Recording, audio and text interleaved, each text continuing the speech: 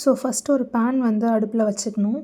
அதுக்கப்புறம் வந்துட்டு ஐ am adding கொஞ்சம் ஜிஞ்சலி ஆயில் அதில் ஊற்றிட்டு, நல்லெண்ணெய் நம்ம வீட்டில் ரெகுலராக யூஸ் பண்ணுற நல்லெண்ணெய் கொஞ்சம் கம்மியாகவே ஊற்றிட்டு, அதுக்கு அதில் வந்துட்டு நம்ம சின்ன வெங்காயம், அதுக்கப்புறம் வந்துட்டு கொஞ்சம் பூண்டு, 2 தக்காளி ஆட் பண்ணி கொஞ்சம் அதை வதக்கி விட்டுறணும்.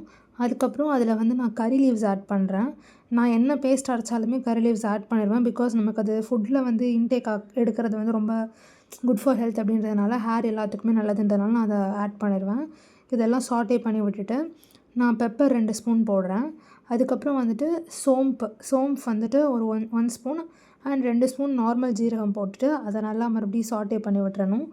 கொஞ்சம் கசகசா ஆட் பண்ணிக்கலாம் டேஸ்ட் என்ஹான்சிங்காக. பட் கசகசா it's good for cut also. And நான் ஒரு சில்லி முன்னாடியே போட மறந்துட்டேன். இதெல்லாம் போட்டு ஒரு 2 to 3 மினிட்ஸ் நல்லா சாட்டே பண்ணிட்டு, கடைசியாக என்ன பண்ணுறோம் அப்படின்னா வந்துட்டு கொஞ்சம் கோகனட் போட்டு அதை சாட்டே பண்ணிக்கிறேன். அண்ட் ஃபைனலி ஒரு லெமன் சைஸ் இது எடுத்து நான் அதை வந்து ஊற வச்சிடுறேன். புளி எடுத்து ஊற வச்சிடுறேன். இன்னும் அடுப்பில் வேறு ஒரு பேன் வச்சுட்டு அதில் ஆயில், மஸ்டர்ட் சீட்ஸ், அதுக்கப்புறம் ஃபெனுக்ரீக் இதெல்லாம் போட்டுட்டு, வெங்காயம் போட்டு மிளகாய், கருவேப்பிலை போட்டு நல்லா வதக்கி வச்சுட்டு, அரைச்ச பேஸ்ட் எல்லாத்தையும் அதில் போட்டு நம்ம என்ன பண்ணுறோன்னா வதக்கிக்கிறோம்.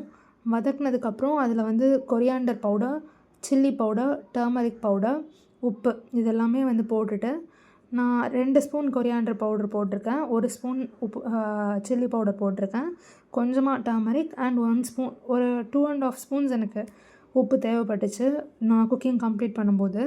அதை நல்லா ஒரு 2 to 3 மினிட்ஸ் வதக்கி விட்டுட்டு, அதில் வந்து மிக்சியில் இருக்கிற தண்ணியும் ஊற்றி வதக்கி விட்டுறணும். இதெல்லாம் பண்ணதுக்கப்புறம் நான் ட்ரம் ஸ்டிக் வந்து இருந்துச்சு. ஸோ எனக்கு பிடிக்குன்றதுனால ஆட் பண்ணேன். பிடிச்சிருந்துச்சுன்னா ஆட் பண்ணலாம், இல்லைனா ட்ரம் ஸ்டிக் மேண்டட்டரி இல்லை. ஆல்ரெடி அந்த ஊற வச்சுருந்த புளி எடுத்து நல்லா வந்து நம்ம கரைச்சி ஊற்றிக்கலாம். ஊற்றினதுக்கப்புறம் கொஞ்சம் எக்ஸ்ட்ராவாக தண்ணி தேவைப்படும்ல.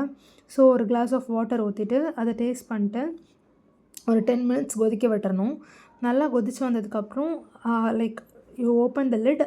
அதுக்கப்புறம் அதில் I am adding the fish into it. Fish add பண்ணிட்டு நான் ரொம்ப பாயில் பண்ணல, ஒரு 5 மினிட்ஸ் பாயில் பண்ணி கரண்டி வச்சு ரொம்ப கிண்டாமல் பாயில் பண்ணி க்ளோஸ் பண்ணி எடுத்துட்டா அது கறி இஸ் ரெடி.